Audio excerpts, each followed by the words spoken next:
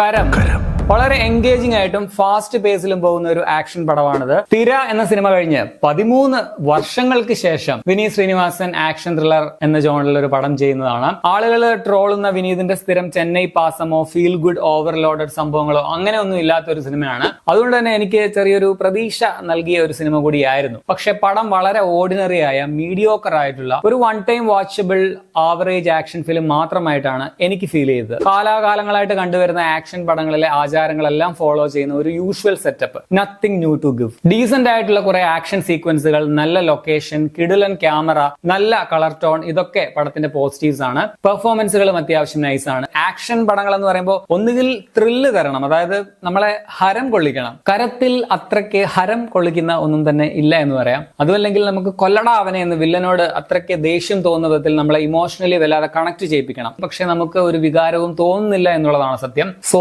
കരം gives no ഹരം and no വികാരം. പുള്ളി തിര പോലെ തന്നെ, പേരിൽ പോലും തിര എന്നതിന് പറ്റുന്ന വിധത്തിൽ കേൾക്കുമ്പോൾ പ്രാസം ഒപ്പിച്ചുള്ള കരം എന്ന് പേരിട്ട് ഇങ്ങനൊരു പടം ഒരുക്കിയത്. പാട്ട് പോലും തിരയുടെ അതേ ലിറിക്സ് ഒന്ന് അങ്ങോട്ടും ഇങ്ങോട്ടൊക്കെ മാറ്റി മറിച്ചൊക്കെ ഇട്ട് ചെയ്തു വെച്ചിട്ടുണ്ട്. എന്നാൽ തിരയുടെ 7 അയലത്ത് പടം എത്തിയിട്ടുമില്ല. സത്യം പറഞ്ഞാൽ വിജയ് അജിത്തിന്റെ ഒക്കെ പടത്തെ ട്രോളുന്നത് പോലെ ഇതും ഒരു രക്ഷിക്കൽ പടമാണ്. അത്രയ്ക്ക് കത്തിയൊന്നും ഇതിലില്ല എന്ന് മാത്രം. എന്നെ രക്ഷിക്കോ മാമ? രക്ഷിക്കാം, പക്ഷെ നീ എന്നെ ശിക്ഷിക്കരുത്. മാമക്ക് എപ്പോഴും തമാശ.